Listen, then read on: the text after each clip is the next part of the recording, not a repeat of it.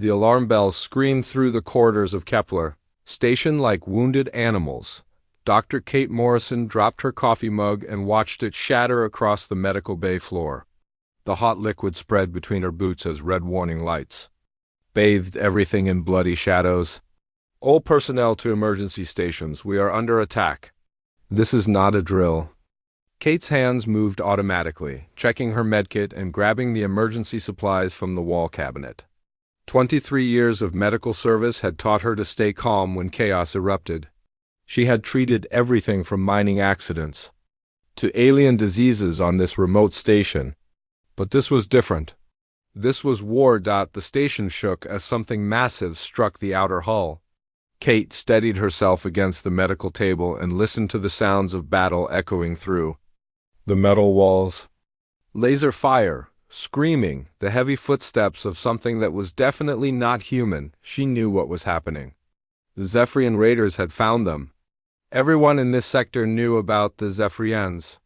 They were 7 feet tall, covered in scales that could stop most small arms fire, and they had claws that could tear through steel. They raided mining stations for sport as much as profit. They took no prisoners. They left no survivors. Kate checked her sidearm.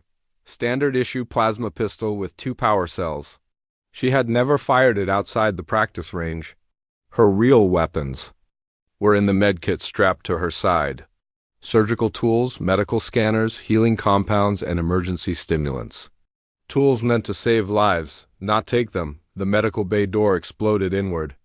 A Zephyrian warrior stepped through the smoke, his reptilian eyes scanning the room for targets.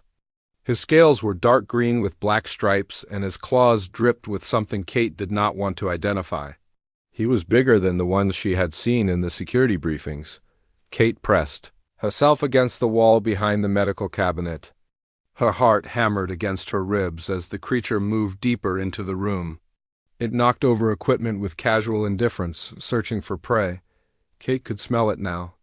Like sulfur and old blood, the warrior was about to leave when Kate heard a voice from the corridor.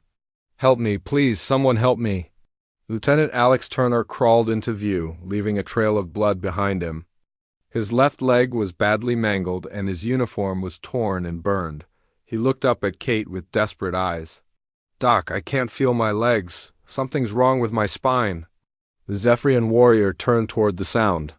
Its mouth opened in what might have been a smile, revealing rows of sharp teeth. It raised its claws, preparing to finish what it had started. Kate did not think. She moved. She pulled the medical scanner from her kit and threw it at the creature's head. The device shattered against its skull, but the impact made it stumble. Kate was already moving, her surgical knife in her hand. She had studied Zephyrian anatomy for years, treating their injuries when they came to the station for medical aid during the peace talks. She knew exactly where their weak spots were. The knife went between the scales just below the creature's jaw, sliding between the cartilage rings that protected its throat. The warrior gasped and stumbled backward, dark blood flowing down its chest. It swung its claws at Kate, but she was already rolling away, pulling Turner behind the medical table. "Stay down," she whispered to Turner. "Do not move." The Zephyrian warrior was not dead. It was angry. It roared and charged at the medical table, claws extended. Kate waited until the last second, then activated her emergency medical laser. The device was designed to seal wounds and stop bleeding. At full power, it could cut through most organic tissue. The beam caught the creature across the eyes. It screamed and stumbled, temporarily blinded. Kate jumped on its back and used another surgical knife to cut the nerve cluster at the base of its skull. The warrior collapsed, paralyzed but still breathing. "Kate, there are more of them coming," Turner whispered. "I can hear them in the corridor." Kate looked at her patient. Turner's injuries were severe, but not immediately fatal. She could stabilize him, but it would take time. Time they did not have. 3 more Zephyrian warriors appeared in the doorway. They saw their fallen comrade and hissed in rage. Kate stood between them and Turner, her medkit open and ready. "You want him, you go through me," she said quietly. The warriors charged together. Kate threw a handful of medical ampules at the floor between them. The glass shattered, releasing a cloud of emergency stimulants and medical compounds. The mixture was not poisonous to Zephyrians, but it confused their sense of smell and made their eyes water. Kate used the confusion to her advantage. She grabbed her bone saw, a tool designed for emergency amputations, and swung it like a weapon. The vibrating blade cut through the lead warrior's claws, sending him stumbling backward. The second warrior tried to grab her, but Kate injected him with a massive dose of anesthetic. The drug was not designed for Zephyrian biology, but it slowed his reactions enough for Kate to avoid his claws. The third warrior was smarter. He stayed back and used his plasma rifle. Kate dove behind the medical cabinet as energy bolts burned through the air where she had been standing. She was trapped, with no way to reach the creature without exposing herself to his fire. That was when Kate remembered something from her medical training. Zephyrians had excellent eyesight, but they were sensitive to certain frequencies of light. She grabbed her medical scanner and adjusted it to emit a strobe pattern at the exact frequency that would cause seizures in Zephyrian nervous systems. The warrior dropped his rifle and fell to the floor, convulsing. Kate did not hesitate. She ran to Turner and began treating his wounds with quick, efficient movements. She injected him with pain blockers, sealed his worst cuts, and used her medical foam to stabilize his spine. "Can you move?" she asked. "I think so," Turner replied. "But Kate, how did you do that? How did you fight them?" Kate helped him to his feet. "I have been studying alien anatomy for 15 years. I know how to hurt them just as well as I know how to heal them. The difference is, I choose to heal." They moved toward the emergency exit, but more Zephyrians appeared in the corridor. Kate counted at least 6 of them, all armed and ready for a fight. She and Turner were outnumbered and outgunned. "We need to get to the evacuation pods," Turner said. "But there is no way past them." Kate looked at her medkit. She had used most of her supplies fighting the first group, but she still had some tricks left. She pulled out a medical grenade, a device designed to release healing compounds in a wide area for mass casualty events. "What are you doing?" Turner asked. "Something I never thought I would do," Kate replied. She modified the grenade's chemical mixture, adding compounds that would create a dense, choking fog. "When I throw this, run for the pods. Do not stop. Do not look back." The grenade exploded in the middle of the Zephyrian group. The corridor filled with thick, acrid smoke. Kate and Turner ran through the chaos, Kate using her remaining surgical tools to fight off any warriors who got too close. They reached the evacuation pods just as the station's self-destruct sequence began. Kate sealed Turner into a pod and launched him toward the rescue ships. As her own pod ejected from the dying station, she looked back at the medical bay where everything had changed. Kate Morrison had entered that room as a healer. She was leaving it as something else entirely. Something that would make enemies across the galaxy think twice before threatening her patients. The last thing she saw before the pod's shields activated was the Zephyrian command ship retreating. They had won the battle, but something had shaken them, something they had not expected to find on a simple mining station. A human medic who refused to let her patients die. Captain Ryan Mitchell stared at the security footage for the third time. The images were clear enough, but what he was seeing made no sense. A human medic, barely 5 feet tall and armed with nothing but medical equipment, had single-handedly fought off an entire squad of Zephyrian warriors. "Run it again," he told his communications officer. The screen showed Dr. Kate Morrison moving through the medical bay like a deadly dancer. Every movement had purpose. Every strike hit exactly where it would do the most damage. She used surgical tools like weapons, medical devices like shields, and her knowledge of alien anatomy like a targeting system. "Sir, we have analyzed the footage frame by frame," Lieutenant Commander Jake Phillips reported. "She neutralized 7 Zephyrian warriors in less than 4 minutes.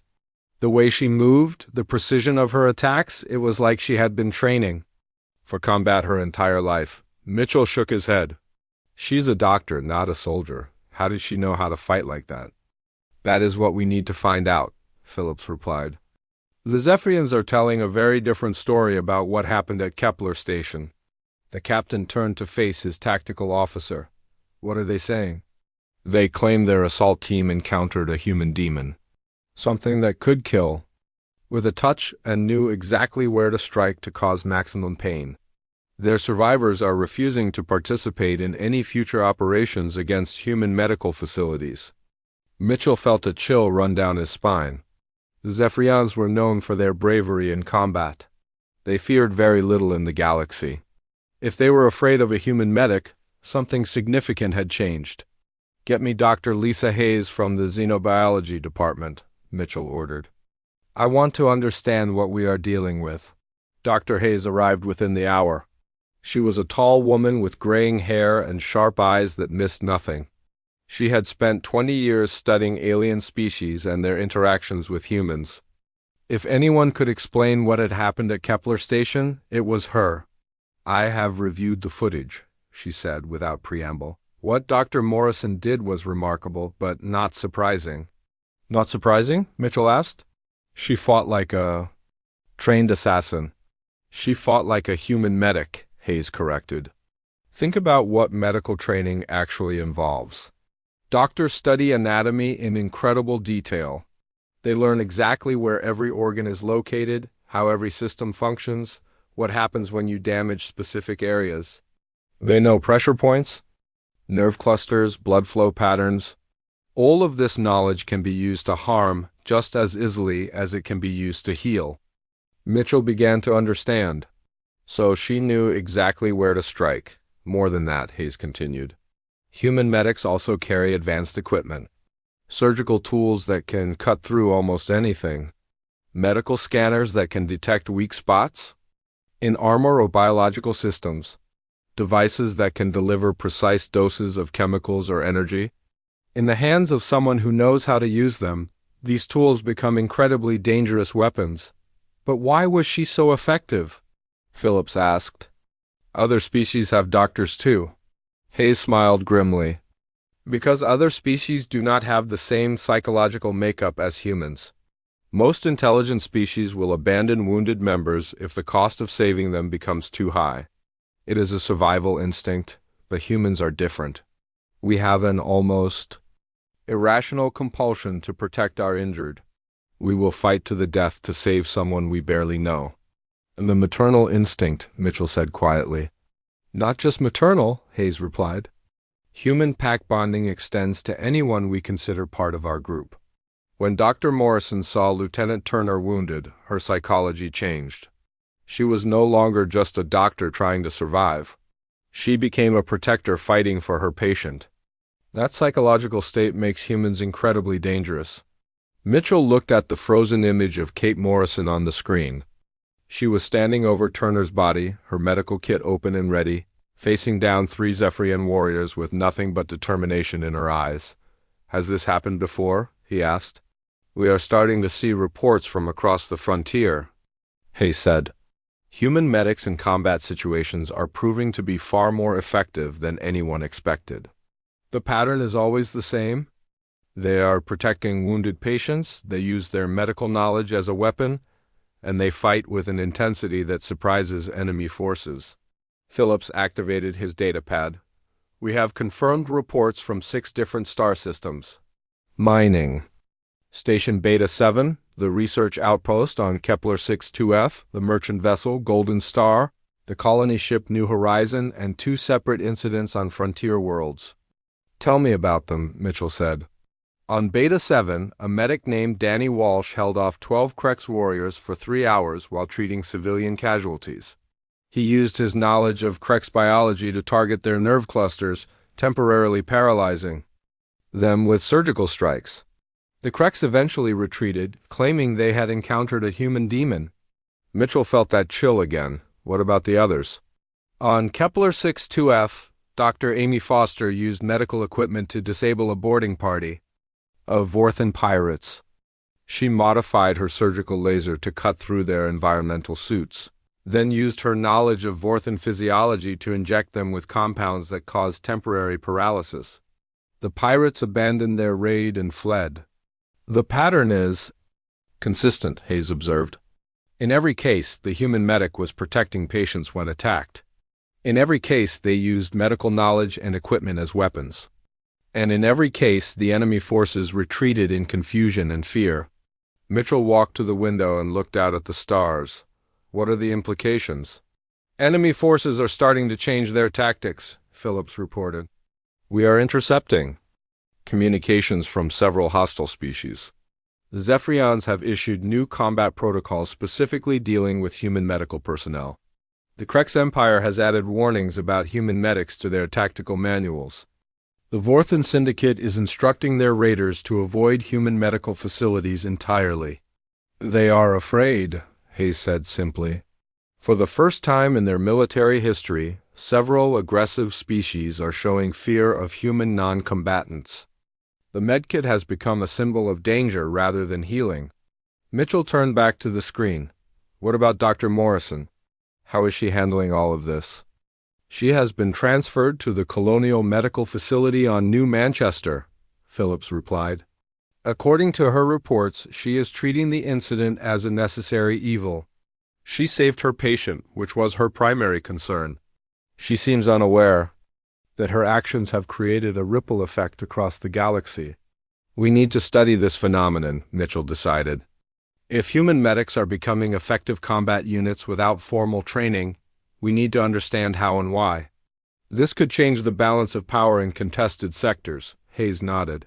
I recommend we establish a research program. Study the psychological factors that make human medics so effective in combat. Analyze the equipment they carry and how it can be used tactically.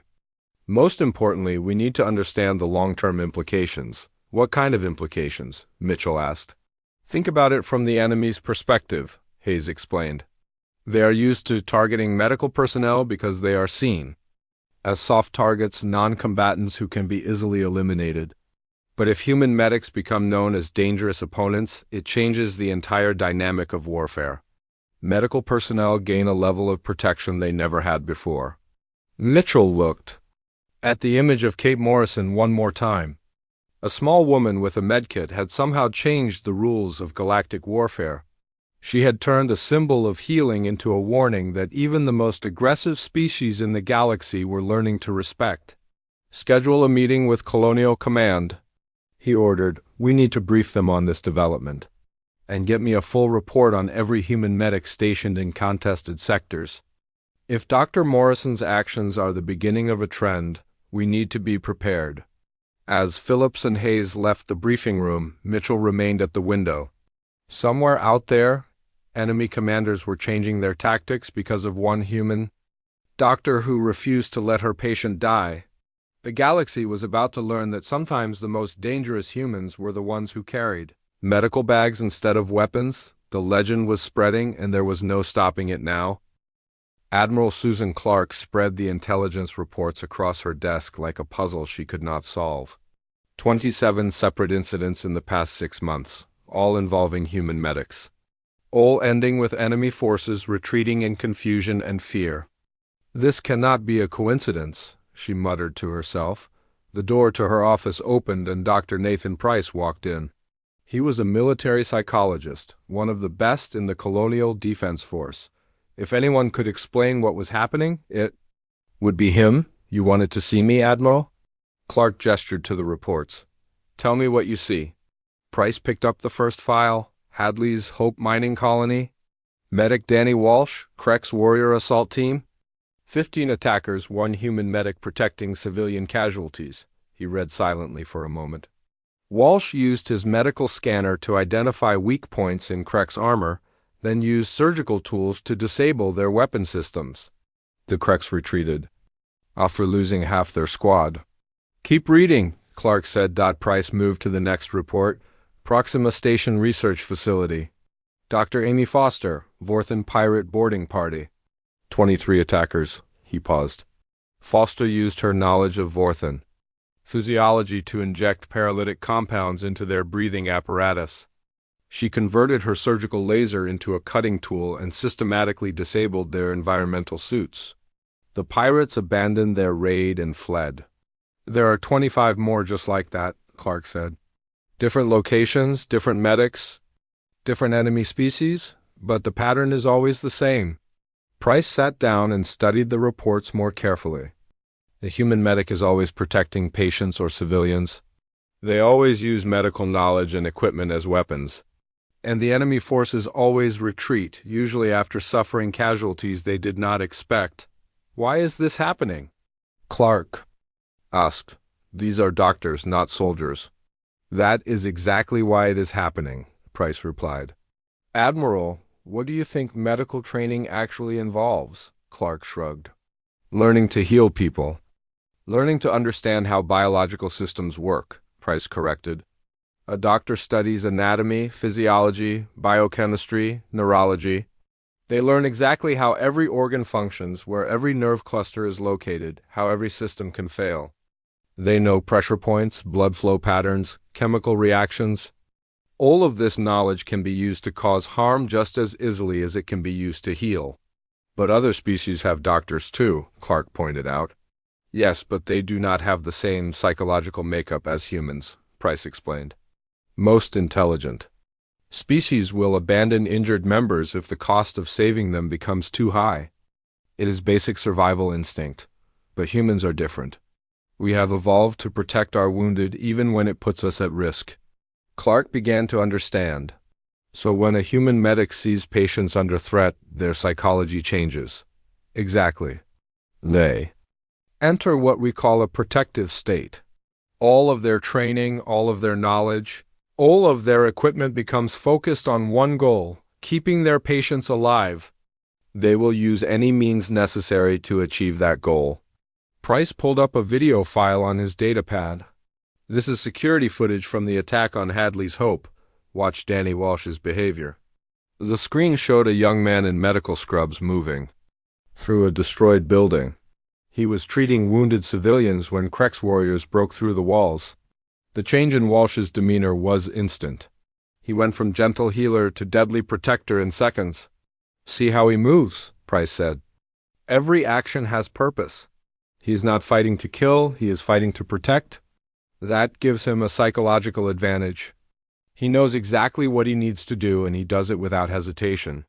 Clark watched Walsh use a bone saw to cut through Krex armor, then inject the alien with a compound that caused temporary paralysis. He is not trying to kill them, no.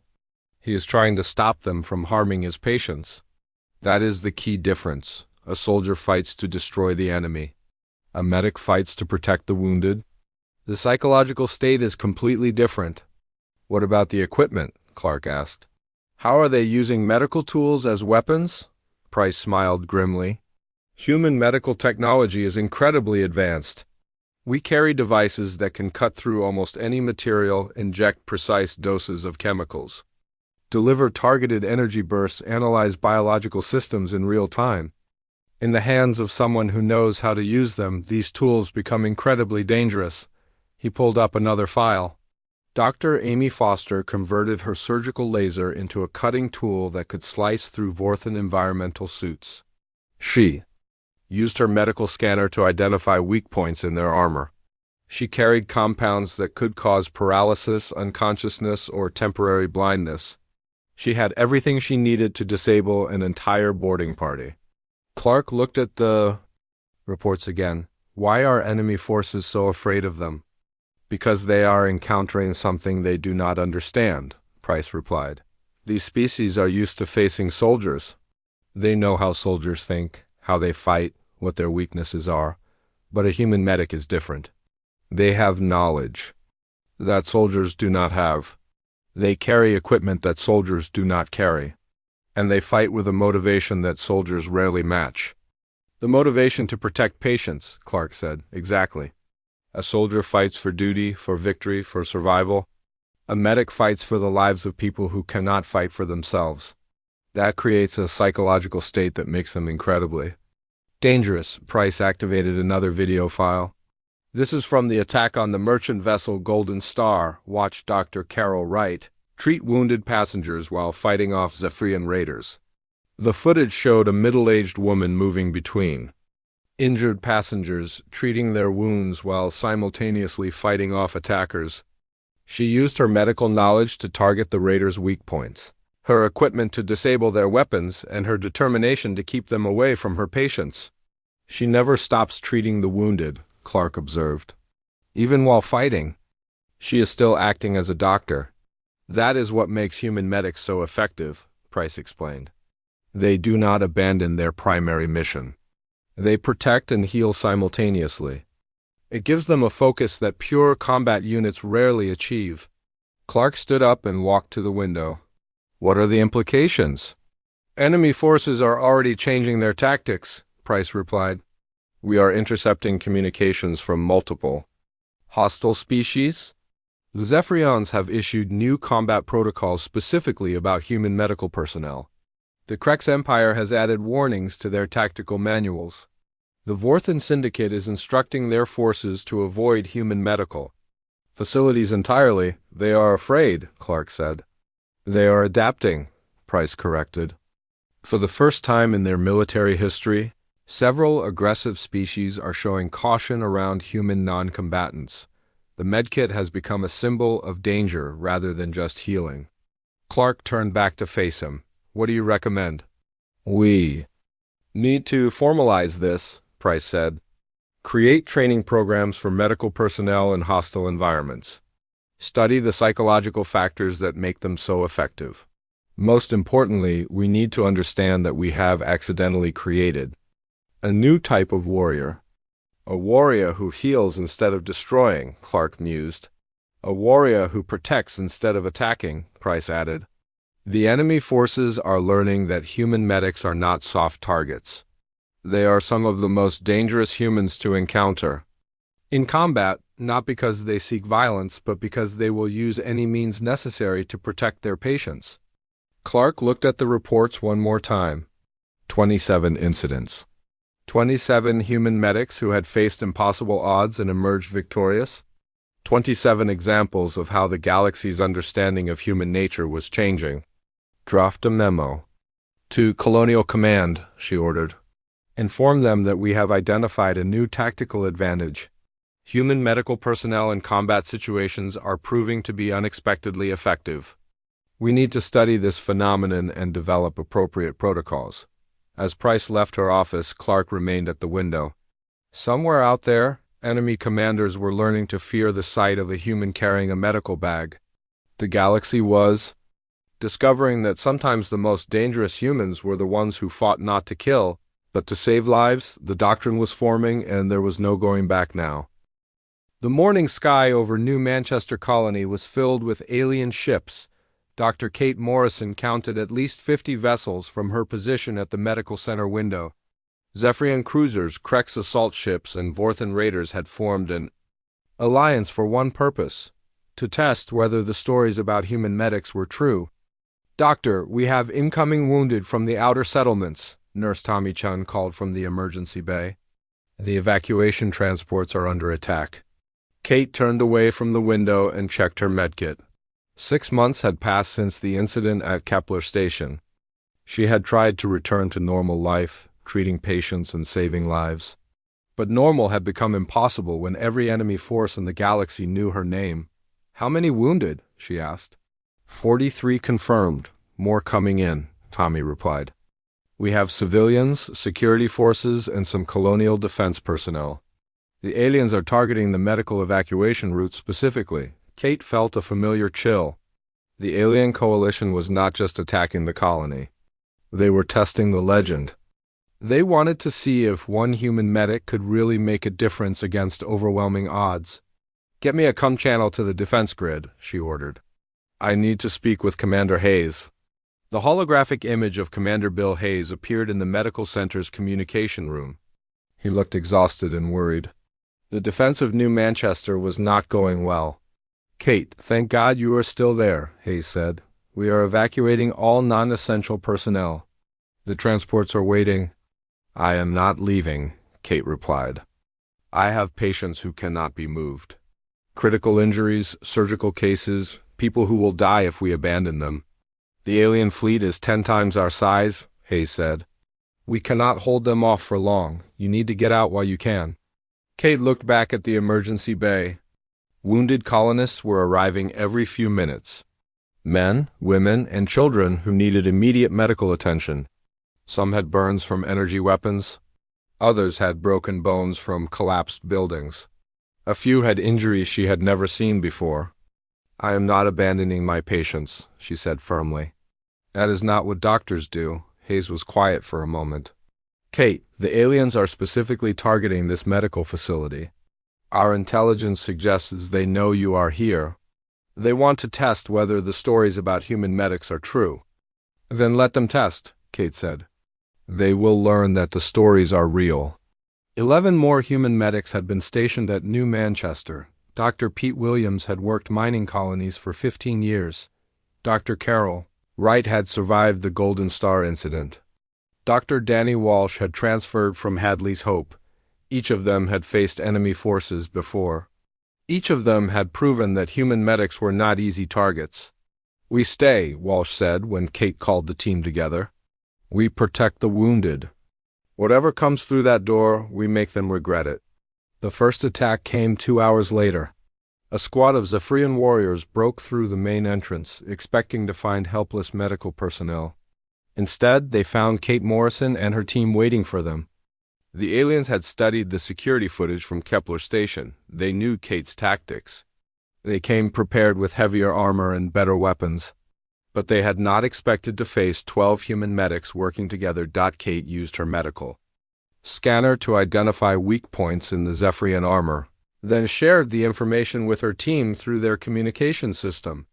Walsh targeted nerve clusters with surgical precision. Williams used his bone saw to cut through their weapons. Wright converted her surgical laser into a cutting tool that could slice through anything. The Zephyrians lasted 4 minutes before retreating. 3 of them were paralyzed by precisely injected compounds. 2 more had their weapons disabled by surgical tools. The rest fled in confusion, unable to understand how medical personnel could fight so effectively. "They will be back," Kate said as her team treated the wounded. "And they will bring more friends." The second attack came an hour later, Krex warriors and Vorthan pirates working together. 25 attackers against 12 medics. The aliens had studied the first assault and adjusted their tactics. They used ranged weapons and avoided close combat. Kate adapted quickly. She used her medical knowledge to create improvised weapons from surgical supplies. Aerosol sprays that could blind attackers. Chemical compounds that could cause temporary paralysis when released into the air. Medical grenades that created choking clouds of smoke. The battle lasted 15 minutes. Kate and her team fought with the precision of surgeons and the determination of parents protecting their children. They used their knowledge of alien biology to target weak points, their medical equipment to disable weapons and armor, and their refusal to abandon patients to fuel their courage. The aliens retreated again, but not before losing 8 of their number to precisely targeted medical procedures. The remaining attackers fled to their ships, REPORTNG that the human medics were even more dangerous than the stories suggested. "They are testing us," Wright observed as they treated more wounded colonists. "Each attack is bigger than the last. They want to see how many of us it takes to break." Kate looked at her team. They were exhausted but determined. Each of them had chosen to stay and fight rather than evacuate. Each of them understood that this battle was about more than just New Manchester. It was about proving that human medics could not be intimidated. The third attack came at dawn. 50 alien warriors from all 3 species. They had studied the previous assaults and developed new tactics. They came with weapons designed to disable medical equipment. They wore armor that could resist surgical tools. They used gas masks to protect against chemical attacks. Kate realized this was the real test. The aliens had committed significant resources to this assault. They wanted to prove that human medics could be defeated if enough force was applied. "We hold the line," she told her team. "Whatever happens, we do not abandon our patients." The battle for the medical center lasted 3 hours. Kate and her team fought with everything they had. They used their medical knowledge to find new ways to disable the alien attackers. They converted every piece of medical equipment into weapons or defensive tools. They treated wounded patients while simultaneously fighting off multiple assault waves. The aliens discovered that the stories had not been exaggerated. Human medics fighting to protect their patients were among the most dangerous opponents in the galaxy. They combined precise knowledge of anatomy with advanced technology and an unbreakable determination to save lives. By the end of the battle, the medical center was surrounded by disabled alien warriors. Some had been paralyzed by precisely injected compounds, others had been blinded by medical lasers. A few had been knocked unconscious by carefully applied pressure to nerve clusters. Not a single patient in the medical center had been harmed. The alien fleet began to withdraw. They had come to test whether human medics were really as dangerous as the stories suggested. They had learned that the stories were not just true, they were incomplete. Human medics were not just dangerous individuals. Working together, they were unstoppable. Kate stood in the doorway of the medical center, watching the alien ships disappear into space. Her medkit was empty, her surgical tools were damaged, and her uniform was torn and bloodied. But every patient under her care was alive. Doc, incoming transmission from the alien fleet. Tommy Chun called from the communication station. Kate walked over to the console. The image of a Zephyrian commander appeared on the screen.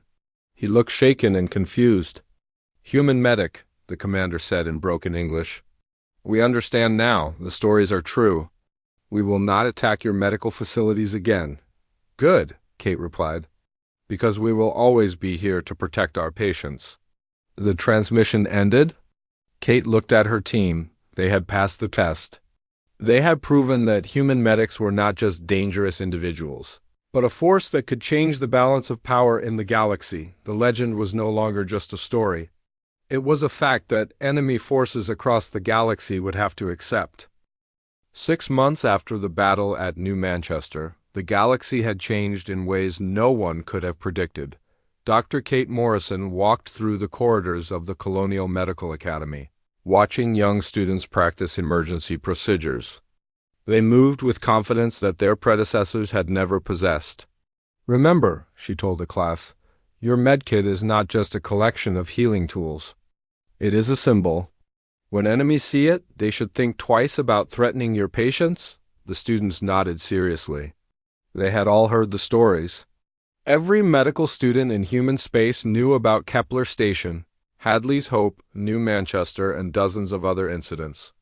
They understood that being a medic meant more than just treating injuries. Captain Ryan Mitchell entered the classroom and waited for Kate to finish her lecture. He had been promoted to admiral after his research on human combat medics proved invaluable to colonial defense strategy. Now he worked with Kate to train the next generation of medical personnel. "How are they progressing?" he asked as the students filed out. "Better than expected," Kate replied. "They understand that medical knowledge can be used for protection as well as healing. But more importantly, they understand why we fight." Mitchell nodded. "The psychological evaluation reports are remarkable. These students show higher determination, scores than most combat units. They genuinely believe they can make a difference." "Because they can," Kate said simply. "We have proven that." They walked to Mitchell's office, where intelligence reports from across the frontier waited on his desk. The documents told a story that would have seemed impossible a year ago. Human medics had become one of the most respected and feared groups in the galaxy. "The Zephyrian High Command has issued new tactical guidelines," Mitchell reported. "Any human wearing medical insignia is to be treated as a high-value target with extreme caution. Their forces are instructed to avoid engagement whenever possible." Kate smiled grimly. "What about the Krex Empire? Similar protocols?" "They have added a section to their military handbook specifically about human medical personnel. It includes detailed warnings about medical equipment that can be used as weapons and recommendations for avoiding confrontation with human medics." "And the Vorthan Syndicate?" "They have gone the furthest," Mitchell said. "Their raiding fleets now include specialists trained to identify human medical facilities from orbit. If they detect medical personnel on a target, they abort the mission entirely." Kate looked out the window at the training facilities below. Young medics were practicing combat scenarios alongside their medical studies. They learned how to treat wounds while under fire, how to use medical equipment defensively, and most importantly, how to never abandon a patient. It seems almost too good to be true, she said. A year ago, medics were seen as soft targets. Now enemy forces actively avoid us. The psychological impact has been greater than anyone anticipated, Mitchell agreed. Enemy commanders are telling their forces that human medics are unpredictable and dangerous. Some species have developed almost superstitious fears about medical equipment. He pulled up a recorded transmission on his computer. This is from a Krex assault team that encountered Dr. Beth Collins on the mining station at Volf 359. Listen to their report. The alien voices were translated by the computer, but the fear was obvious even through the electronic interpretation. The human female carried the healing tools but used them as weapons. She knew exactly where to strike. We could not stop her. She protected the wounded like a mother defending her young. We recommend immediate withdrawal from any facility containing human medical personnel. Kate felt a strange mixture of pride and sadness. We never wanted to be warriors.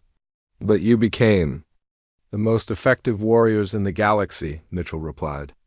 Not because you seek violence, but because you will do anything to protect your patients.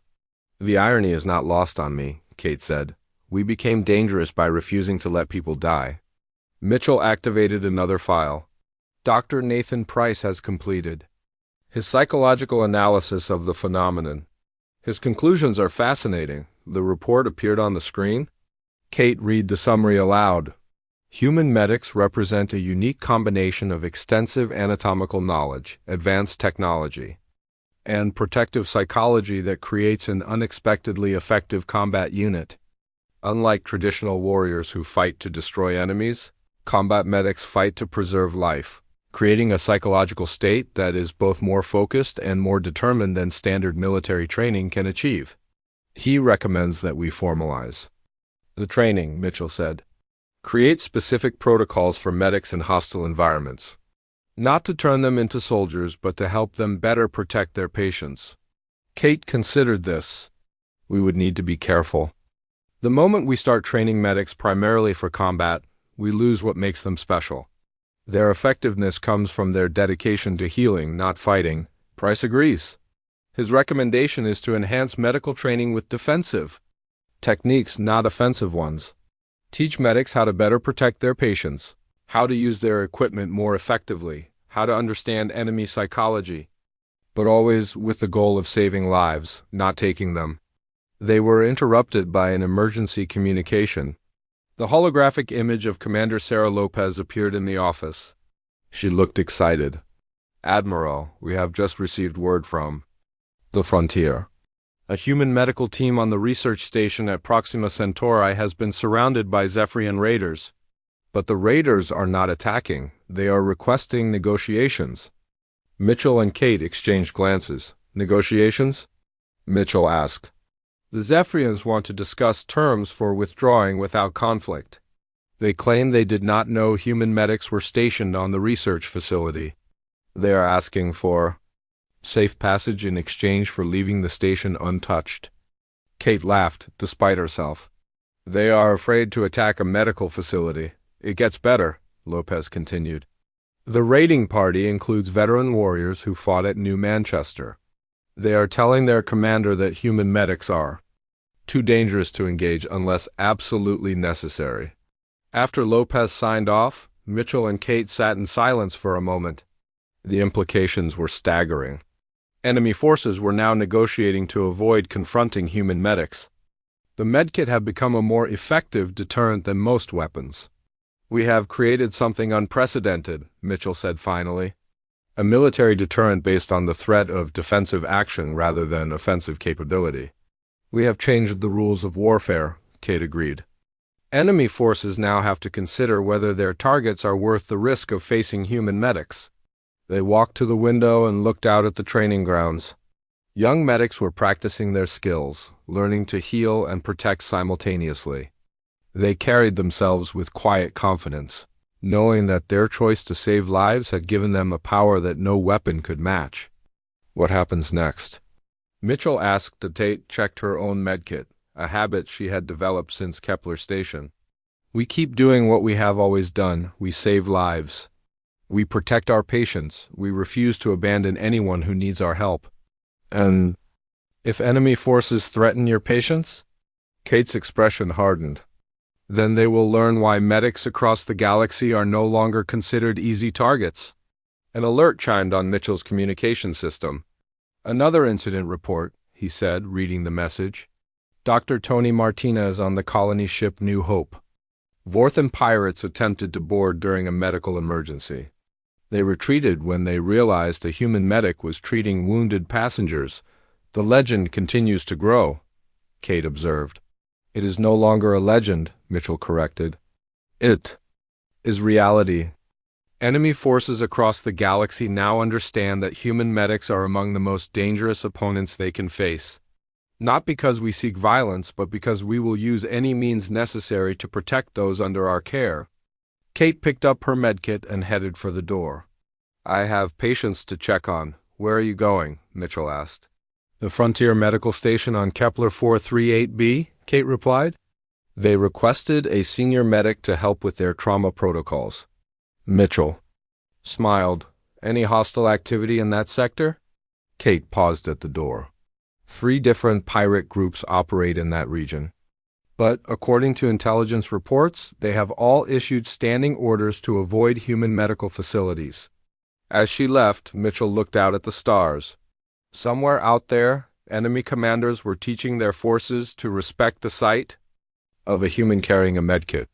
The galaxy had learned that sometimes the most dangerous humans were the ones who fought not to destroy, but to preserve life. The medkit had become a symbol of protection that even the most aggressive species in the galaxy had learned to fear and respect.